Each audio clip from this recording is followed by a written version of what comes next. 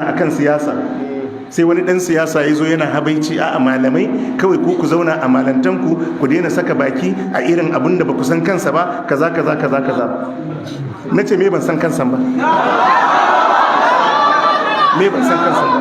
Siyasar Najeriya ai ko a Sweden na je na zauna na shekara 50. In za a yi siyasa a Sweden ya kamata 'yan jarida su buga min waya su ce Malam Tijjani siyasar Sweden din nan meye hasashenka tun da shi haka ne ko baka ba. Ko a Sweden na zauna na shekara 50 ya kamata in za a yi siyasa a Sweden 'yan jarida su kiran su tambaye meye hasashenka akan siyasan tun da shekaran ka 50 a kasar, a kasan da iyaye da kakanni na duka abun suke in shekara 50 a kasan ka ce wai ban san me yake faruwa ba. Wallahi siyasar Najeriya ko tumakinmu aka bude musu baki da su iya comment. Ko tumakin Najeriya Allah ya bude musu baki wallahi da su iya comment akan siyasar Najeriya. Shikenan don ina wa'azi ba dan yi magana akan siyasa ba, don ina wa'azi shine ni ban san abin da siyasa take ciki ba. Haba ma wato abinda kasar mu take bukata ku ji shine mazaje. Abinda kasar mu take bukata mazaje, abinda kasar mu take bukata sadaukarwa, abinda arewa take bukata mazaje, abinda arewa take bukata sadaukarwa. Wallahi wannan ne kadai zai taimake mu in muka samu taimakon Allah muka koma zuwa ga dole mu koma zuwa ga Allah, dole mu zama akwai sadaukarwa, akwai jarumai waɗanda al'ummar ce tunaninsu a gabansu. Wallahi shine kawai hanyar da za mu koma daidai. Amma wannan balangwajen karka taɓa tsammanin hanya ne da wai za a fita. Dole ne malam, dole ne da malaminmu da 'yan siyasanmu da 'yan bokonmu da masu mulkinmu da masu kuɗinmu duka a haɗu na waje da na ciki a zo a zauna a samar da mafita wa ƙasar, a samar da mafita wa arewa. Kuma dole aikin za a yi shi ne kawai a babi na sadaukarwa. Ba za ka yi shi ne don kana da maslaha ba ko don bukatar ka za ta biya, za ka yi ne don ka da na 'ya'yanka da jikokinka. Jama'a mun fahimta? Dole sai an yi tunani. Wannan kara zube rambatsau da ake yi ba za a taba samun mafita a haka ba. Tunani ake yi ta ina za a samo bakin zaren. Wannan irin zuba kuri'u da ake yi, marasa hankalin adadin kuri'unsu ya fi adadin kuri'un masu hankali. To ta ina za a samu mafita? Yanzu wadda aka bashi taliya ya yi zaɓe yana da hankali? Babu. Jama'a mun fahimta? To irin waɗannan kuma su ne adadin masu kaɗa kuri'a. Saboda haka sai an samu tsari a al'umance na jagoranci.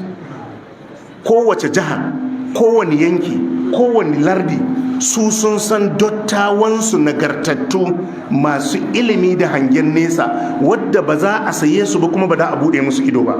To sai su zama jagororin mutanensu wajen haska musu inda za a dosa a siyasance.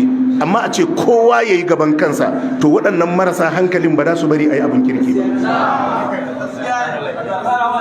Jama'a mun fahimta?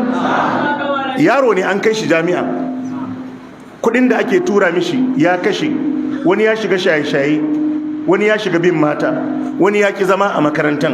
Yanzu wadda bai san daɗin ilimi ba ya kamata a bashi kuri'a ya zaɓo shugaba?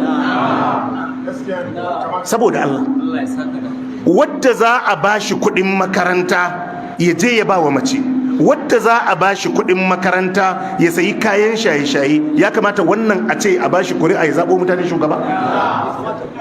Wacce za ta bar babanta ta bar mahaifiyarta suna kuka ba su son fitanta ta tafi ta je ta zauna da wani ƙato, yanzu wannan ta san ciwon kanta? Wannan ya kamata a bata kuri'a ita ma ce ta zaɓo mutane shugaba? A Najeriya ne fa za ka samu mutum wai ya yi laifi, shi bai cancanta ya tsaya takara ba amma kuma da a bashi kuri'a shi kuma ya yi zaɓe. To ba zai zaɓo irinsa ba ne? jama'a mun fahimta? Ya kamata wadda aka kama na sai da wiwi ma al'umma a bashi kuri'a?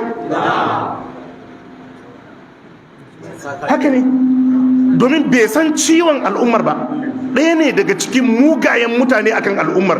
To don me za a bashi kuri'a ya yi zaɓe? Kaga shi zai zaɓo ire-irensa ne wadda za su ba su daman sayar da wiwi. Haka ne ko ba ka ba? Zai je ya zaɓo wadda zai hana sayar da wiwi ne? Abin da ya kamata kenan. Suna gaya mana in ya tabbata da gaske ne, ko USA da ka gani America da sauransu, aka ce suna da electoral college, wato ba wannan yuyuyun kuri'un ne ake ayyana shugaba da shi ba. Waɗansu zaɓaɓɓu ne, wakilai nagartattu wadda bayan an kaɗa kuri'an su kuma da su tantance. To in haka ne demokaradiyyan mu ya za zuwa dinga tara kuri'u kawai ana ce mana wani ne ci. Ya kamata bayan an kada kuri'un a nemo dattawan gari wadda aka san sun san ciwon kansu.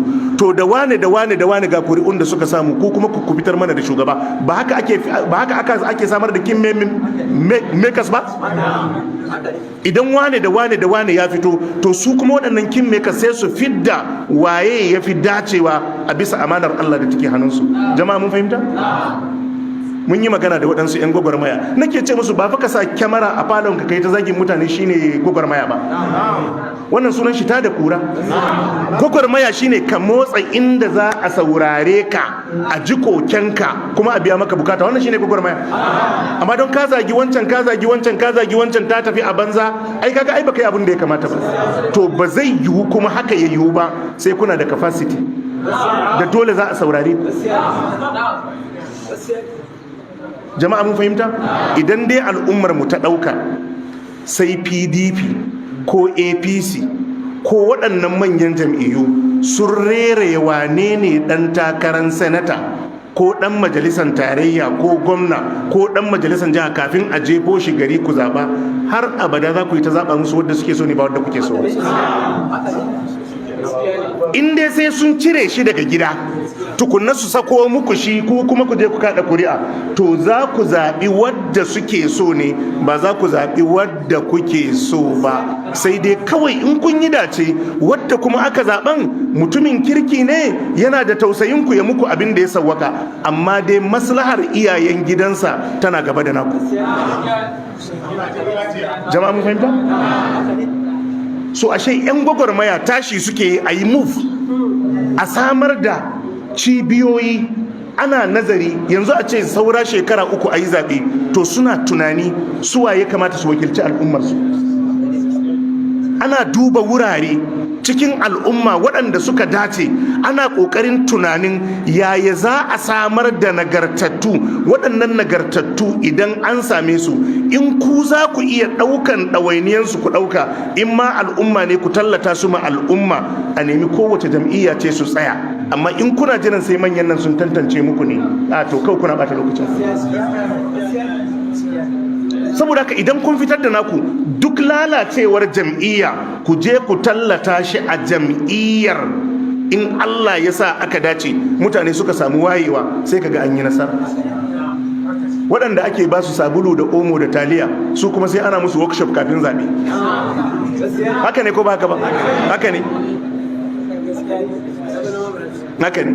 A hakan fa karka ɗauka wai demokradiyyar mafita ce ma al'umma, a'a, sai dai kawai a samu abin da ya sauwaka. Amma tsari ne da dama aka tsara ba tare da an lura da tunaninmu ba. Tsayuwar da cibiyar Al-Ansar ta yi da kafafuwanta wajen bincike akan magungunan da za ta ba wa marasa lafiya. Duka a ƙarƙashin wannan cibiya mai albarka, mun shirya tsab da magungunanmu masu kawar da sihiri ko samu, lalacewar aure da kuma mata masu fama da namijin dare. Musamman ɓangaren HIV da istimina'i. Matsalar aljanu da kuma rikicewar kasuwanci. Ma'ana kana yin kasuwanci amma kuma kasuwancin naka yana taɓarɓarewa. Baka ganin ci gaba. To akwai maganin da za mu bayar a samu nasara da izinin Allah. Duka a ƙarƙashin wannan cibiya ta mai albarka. Domin samun ingantaccen magungunan mu akan kowace cuta, za ku same mu a garin Kano, Sharaɗa Jain daidai gidan man ɗan Marna. A garin Gombe za ku same mu a tashan Duku, Alhajin Yara Plaza. Sannan a Abuja za ku same mu a Mararraban Yanya Orange Market. Mutanen da ke ƙasar Nijar za ku same mu a garin Maraɗi, daura da masallacin Jingili saman Bene. A Libya za ku same mu a Tripoli, sannan muna nan a Sabaha, duk za ku samu magungunan mu ingantattu da izinin Allah. Sannan muna iya aika saƙon mu a duk inda kake a faɗin duniya, insha Allah. ba tare da an lura da zamantakewanmu ba tare da an lura da addininmu ba tare da an lura da al'adarmu ba tare da an lura da mu yaya muke ba. Su da suka tsara don kansu sai aka lazimta mana ita a cikinmu. Jama'a mun fahimta? To amma tun da an kakaba ta kuma ai ba za mu naɗe hannunmu mu ce a yi ta yi, ba za mu ce wani abu a kai ba. So abin da ya samu sai a yi amfani da shi, amma dai dole sai an samu jarumai, sai an samu mazaje masu kishi, masu sadaukarwa kafin arewan da ake ta maganan arewa ko kasar tukunna ta samu cikakken yanci. Jama'a mun fahimta? To a ce mana kar mu sa baki?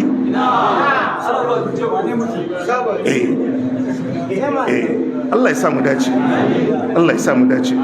Allah ya ce wa hum yastarihuna fiha, suna kururuwa a cikin wuta. Rabbana, suna cewa ya ubangiji akrijna na'mal salihan, Allah ka fidda mu daga cikin wuta, za mu aikata aiki mai kyau gairar ladhi kunna na'mal, ba irin wadda muka aikata a baya ba. Allah sai ce awalam nu'ammirkum ma yatadhakkaru fihi man tadhakkar. Allah zai ce ban rayar da ku ba, ban ba ku shekaru ba wadda mai tunani a cikin ku ya kamata a ce yayi tunani a cikin waɗannan shekaru. Waja'akumun nazir, mai gargadi ya zo muku, shine manzon Allah sallallahu alaihi wasallam. Waɗansu daga cikin malaman tafsiri suka ce waja'akumun nazir, ga shahar furfura ta zo muku. Wadda burbura ta zo mishi a ya kamata a ce ya yi hankali. In ma bai yi ba zai yi. To Allah ya datar da mu. Fazuku, Allah ya ce zai ce musu ku ɗanɗani azabar wuta. Famali zalimina min nasir. Allah ya ce azzalumai ba su da mataimaki. To sai Allah ya ce inna Allah alimu ghaibis samawati wal ardh innahu alimun bi dhati sudur. To lokaci yayi jama'a, sai mu kwana anan, sai kuma gobe in Allah kai mu sai mu zo mu dora. Allah ya muku albarka. Subhanaka allahumma wa bihamdika ashhadu an la ilaha illa anta astaghfiruka wa atubu ilaik.